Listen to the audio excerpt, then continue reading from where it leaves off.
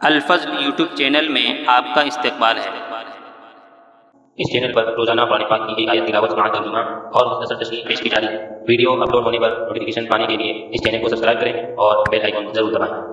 السلام علیکم ورحمۃ اللہ وبرکاتہ۔ میرے دینی و ایمانی بھائیوں اور بہنوں، سورہ مائدہ آیت نمبر 94 پیش خدمت ہے۔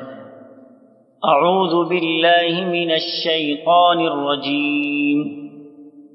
یا ایہا الذین آمنوا لیبلونکم اللہ بشیء من الصید تنالہ ایدیکم ورماحکم لیعلم اللہ من یخافہ بالغیب فمن اعتدى بعد ذلك فله عذاب علیم۔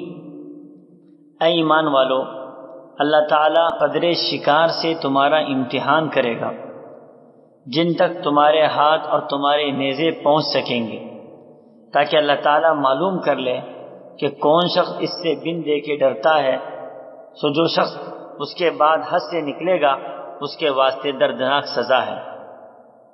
حضرات، پچھلی آیات میں بعض ایسی چیزوں کا تذکرہ تھا جو دائمی طور پر حرام تھی۔ یہاں سے کچھ ایسی چیزوں کا تذکرہ ہے جس کا ارتکاب وقتی طور پر منع ہے، جن کی حرمت دائمی اور ابدی نہیں ہے، بلکہ بعض احوال اور بعض مخصوص وقتوں میں اس کا ارتکاب حرام ہو جاتا ہے، جیسے حالت احرام میں شکار کرنا حرام ہے۔ شکار اہل عرب کی عام عادت میں داخل تھا، اور صحابہ کرام شکار کے ہمیشہ عادی تھے، اس لیے ان کی اطاعت اور تحمل کی قوت کا پورا امتحان ہو رہا تھا، اور آزمائش کے ان مواقع پر عزم و ایمان کی حفاظت کی ترغیب دی جا رہی تھی، اور کہا جا رہا ہے کہ اس طرح پھسل نہ جانا جس طرح بنی اسرائیل سبت یعنی سنیچر کے دن کے معاملے میں پھسل گئے۔ شکار عربوں کی بڑی رغبت کی چیز تھی۔ جب کسی مرغوب چیز پر کوئی پابندی عائد ہو جائے تو اس کی رغبت اور زیادہ قوی ہو جاتی ہے، تو اس وقت ایمان و اطاعت و فرمانبرداری کا بڑا سخت امتحان ہوتا ہے۔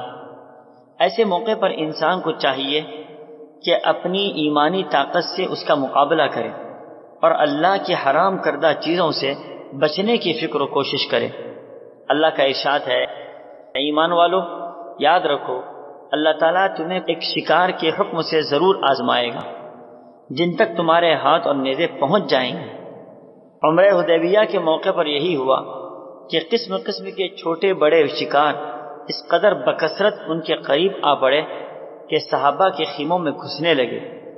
ادھر اللہ کی طرف سے ممانعت ہو گئی تاکہ پوری آزمائش ہو جائے، ادھر شکار ہاتھ پیر کے پاس ہے، ادھر اللہ کی طرف سے ممانعت ہے۔ چھوٹے جانور اگر خفیہ طور بھی اٹھا لیا جائے تو پتہ نہ چلے، مگر یہاں فرما برداری اور نافرمانی کا امتحان ہے۔ چنانچہ فرمان ہے کہ جو لوگ اللہ تعالیٰ سے غائبانہ ڈرتے رہتے ہیں ان کے لیے بڑی بھاری مغفرت اور بڑا اجر ہے۔ اب جو شخص اس کے حکم کے نازل ہونے اور آنے کے بعد بھی حالت احرام میں شکار کھیلے گا تو گویا اس نے شریعت کی مخالفت کی۔ ایسی زیادتی کرنے والوں کو کل قیامت کے دن دردناک عذاب ہوگا۔ اللہ تعالی ہم سبوں کو شریعت کے احکامات کی پابندی کرنے کی توفیق عطا فرمائے۔ آمین۔ وآخر دعوانا ان الحمد للہ رب العالمین۔